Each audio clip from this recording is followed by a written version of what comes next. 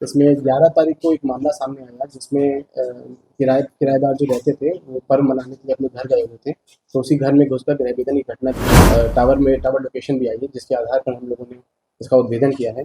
जिन लोगों का नाम इसमें आया है, जो उनकी गिरफ्तारी की गई है, उनमें से 3 अभियुक्तों का पहले से आपराधिक इतिहास रहा है और पहले भी वो गृहभेदन के कांडों में जेल जा चुके हैं। जनरली सोना आभूषण या चांदी आभूषण या केवल कैश से संबंधित ही चीज़ों को घर से निकालते हैं। चोरी की घटनाओं के रुपयों से खरीदते थे जमीन, अकूत संपत्ति किया खड़ा। पटना पुलिस ने किया खुलासा। राजधानी में गृहभेदन की घटनाओं को अंजाम देने वाले 5 शातिर चोरों को पटना पुलिस ने गिरफ्तार किया है। आभूषण दुकानदार सहित 5 शातिर अपराधियों की गिरफ्तारी हुई है, जिसमें 3 का बड़ा आपराधिक इतिहास। गृहभेदन की घटनाओं 9 से 10 को गिरफ्तार अपराधियों द्वारा स्वीकार किया गया है। इस पूरे मामले की जानकारी देते हुए पटना पूर्वी एसपी शुभांक मिश्रा ने बताया कि दशहरा पूजा के दौरान 11 अक्टूबर को चित्रगुप्त नगर थाना क्षेत्र के किराए के मकान में चोरी की घटना हुई थी, जिस मामले के अनुसंधान में पुलिस को एक शातिर गिरोह के बारे में पता चला, जिसमें पटना के अलग अलग इलाकों में पहले घूम घूम कर हवाई से रेकी करने, फिर रात को चोरी की घटना को अंजाम देकर फरार हो जाते। आईएएसपी सदर के नेतृत्व में चित्रगुप्त नगर थाना पुलिस की टीम का गठन किया गया, जिसके बाद घटनास्थल का सीसीटीवी फुटेज खंगाला गया। वहीं कई घटनाओं में एक हवाई देखा गया, जिसमें हुलिया शातिरों का दिखा, जिसके आधार पर नालंदा के रहने वाले शातिर चोरों राजकुमार पासवान, अविनाश रजक, सनी महतो, गौतम और सूरज को पुलिस ने गिरफ्तार किया है, जिसमें सनी, गौतम और सूरज का बड़ा आपराधिक इतिहास रहा है। पूर्वी एसपी ने कहा कि गिरफ्तार अपराधियों के पास से 44,000 2 जमीन के डीड, सोना 118 ग्राम, 900 ग्राम चांदी, 8 मोबाइल, 1 वेट मशीन बरामद हुआ है।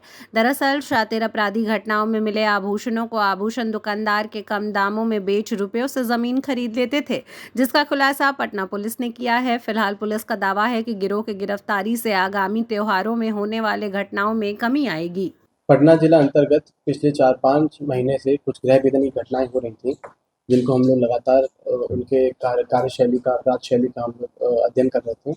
हमारी एसआईओ टीम भी लगी हुई थी और सदर अनुमंडल पुलिस पदाधिकारी भी उसमें काम कर रहे थे। इसमें हम लोगों ने मानवीय तकनीकी दोनों ही प्रकार के साधनों को यूज़ करके इसका उद्भेदन किया है। इसमें 11 तारीख को एक मामला सामने आया जिसमें किराएदार जो रहते थे वो पर्व मनाने के लिए अपने घर गए हुए थे।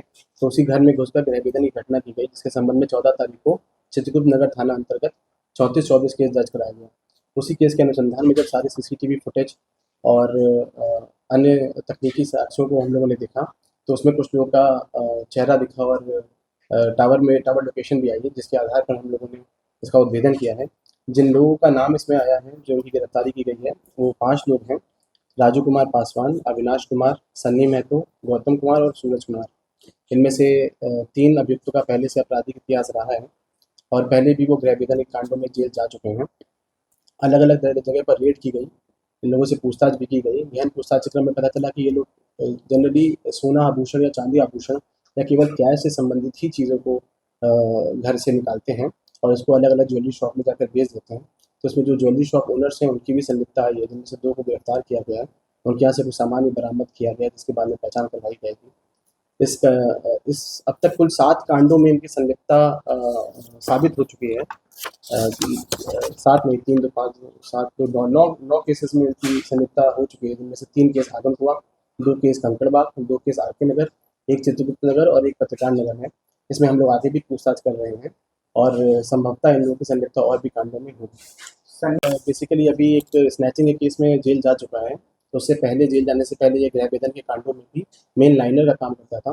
तो इन लोगों का ई-रिक्शा में घूम-घूम कर ये लोग चिन्हित करते हैं कि किन-किन जगहों पर ताला लगा हुआ है और लोग बाहर गए हुए हैं। उन्हीं को चिन्हित करते हुए ये अन्य लोगों को सूचना देता था कि जो गृहभेदन के कांड में शामिल होते थे। ये लोग हर जगह पे घूमते हैं। पटना में कई बार क्या होता है कि लोग किराए पे मकान पे रहते हैं और पर्व त्योहार मनाने के लिए अपने घर जाते हैं, तो ईज़ी टारगेट के रूप में रहते हैं।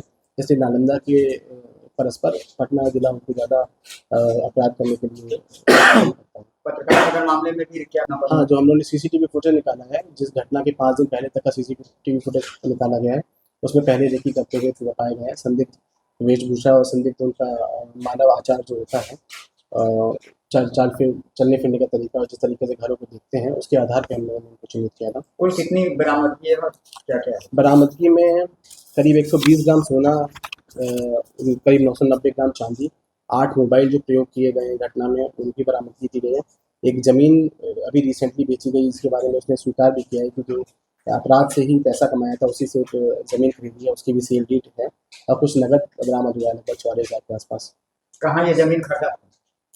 ज़मीन खरीदा गया है अभी सेल डीड देखकर हम बताएंगे। सर ये पटना में ही घटना नहीं, लोग घूमते रहते हैं, इनका जो पिछला हम लोगों ने 1 साल का पूरा लेखा जोखा निकाला है, वो लोग अलग अलग जगह पे घूमते रहते हैं, लेकिन घटना के समय पे पटना जगह पर रहते हैं, वापस कई बार चले जाते हैं। सर इसमें दुकानदार जो सोना हाँ, उसमें 2 लोग हैं। उसका क्या रोल था सर? उनका रोल है वो लोग कच्चा पूर्जा इशू करते हैं और वही लोग मेन इसमें बहुत सस्ते में ज्वेलरी खरीद लेते हैं बिना किसी भी रसीद के या उसको गला के दूसरी धातु कई बार उसको ज्वेलरी में कन्वर्ट करके बेचते हैं। तो सोनार के पास से कितना गोल्ड बरामद हुआ है? कुल 118 ग्राम गोल्ड बरामद हुआ है, जिसके बारे में हम लोग पहचान भी करेंगे।